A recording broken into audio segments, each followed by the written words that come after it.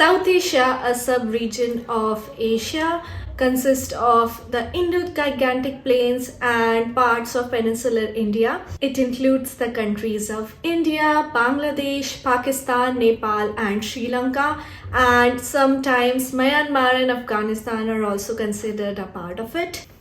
Despite the fact that India is my home country and I happen to read a lot of books from Indian literature because India in itself is so vast and diverse, I was surprised to discover that this region in itself is diverse in its own respect. As you can see, the countries are variedly different in their geography and the cultures, the languages, the religious beliefs of people that predominantly are present in those regions, and that just calls for reading and knowing more from the culture by means of books. That's what we do here. I already have an extensive video on books on Indian literature that I highly recommend. I'm gonna add those in the description box, but I'm so happy to be finally doing this video as well, because when I went about finding books, I was so surprised that there is so much books that I'm yet to discover. I'm yet to add to my list of books that I have read, and yet I was also happy to know that there are some books that I've already read and loved to the core, which is what I'm going to talk about today.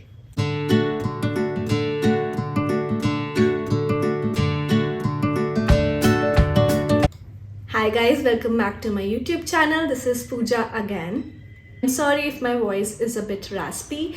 I just got a bad cold. I had a fever the last few days. My throat is doing okay today, but I guess I've been just talking to the camera all day long and that got the worst of me.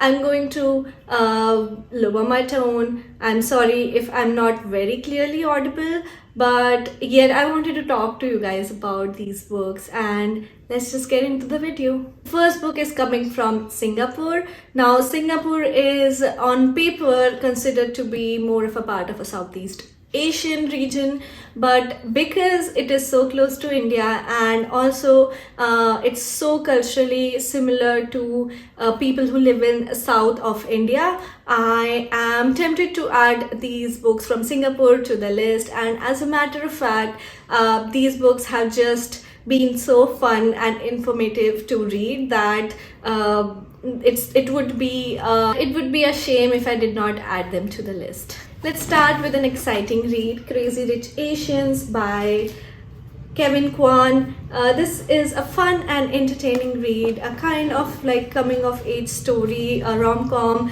and I'm sure you would have watched the movie because it is so popular, so grandeur, so fancy, luxurious. But let's just get into the blurb little bit, and I really enjoy reading it because it's not very heavy on the head, but yet it resembles Indian marriages also so closely. If you know, you know.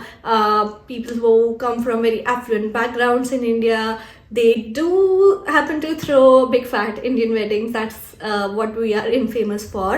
And I was so surprised to know that the similar kind of plot line is what happens with this story, wherein the boyfriend, who is originally from Singapore, and his girlfriend, both of them lives in New York, and when she decides to accompany her boyfriend on a trip to Singapore, she did not know the scale at which these weddings operate.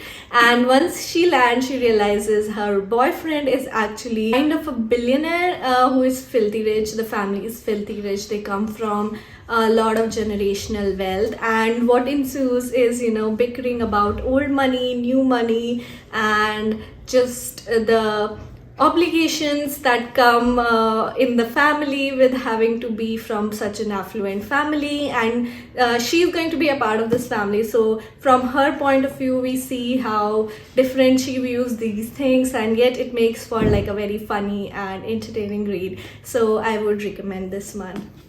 Second book is again set in Singapore.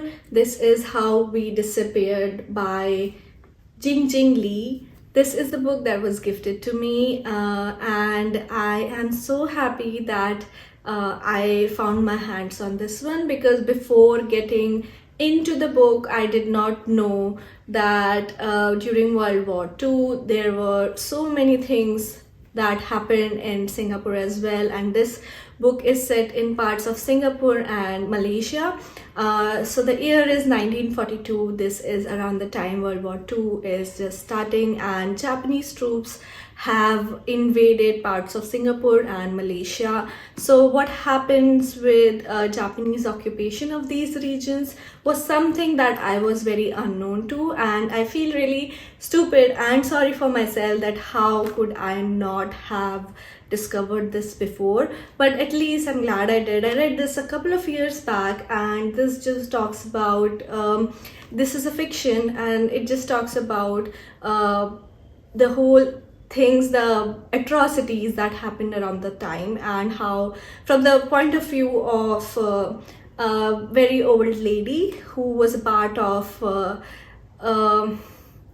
who just was a part of the things that happened around then. She was taken away by Japanese troops, and other girls like her were taken away by Japanese troops and put into brothels.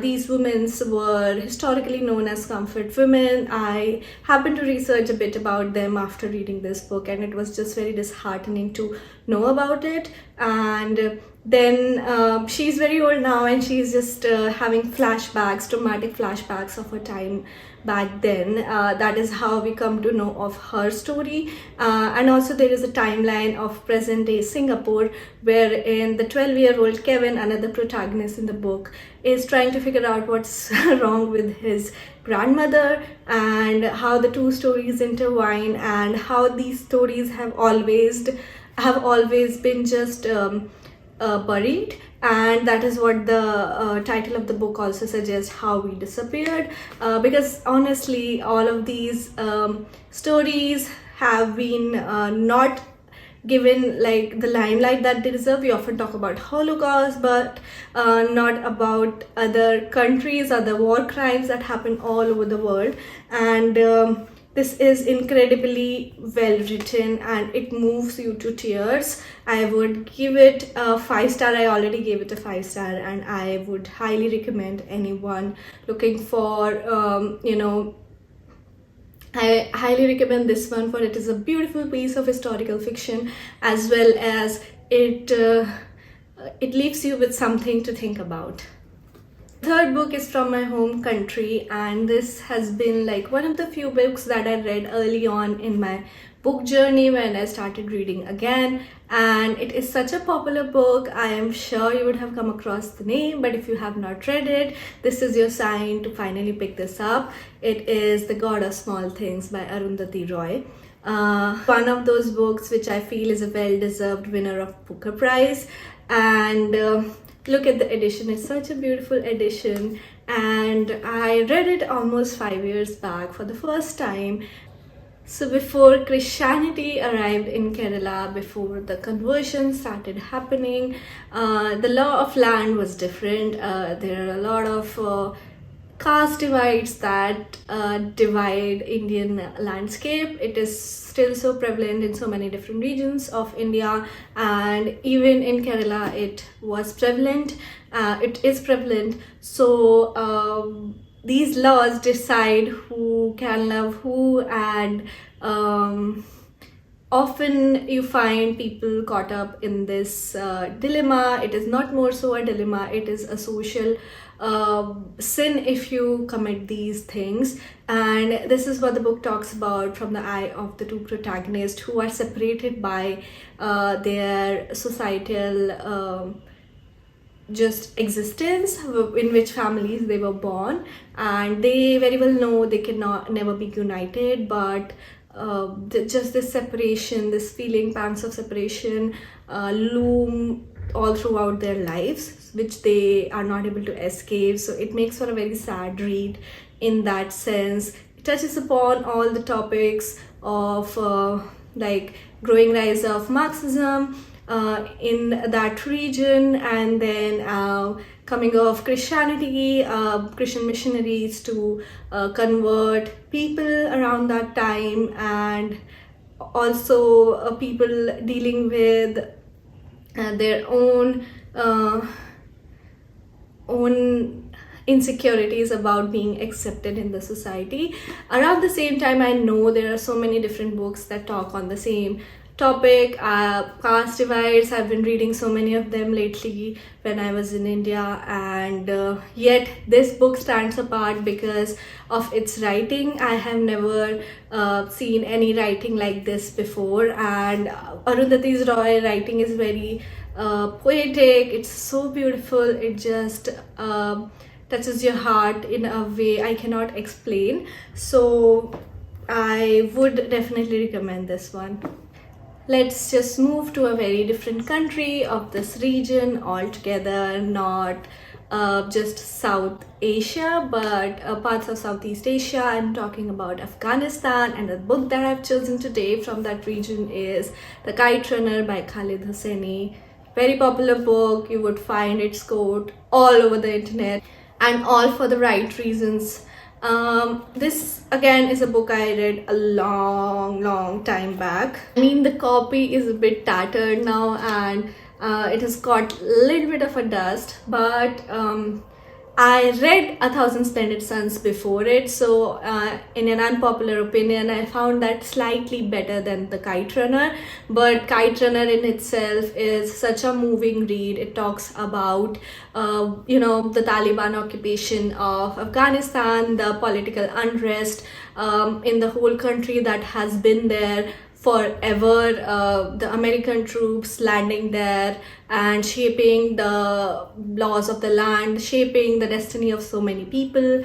And it's just a war-torn zone for so many years. It did not used to be like this always. It was also a very progressive society where people would prioritize education of their girl child, prioritize education of all their children, and not be left to just fend for themselves, just fend for food. And it was a very also culturally appreciative society. There were, of course, monuments built around the time that were destroyed eventually by Taliban. There was so much history that was destroyed by Taliban when they came in, and also it destroyed the lives of so many beings, which is what is documented by means of this story. And I just wish I never read it, but yet I would have felt so sorry that I have not read this one.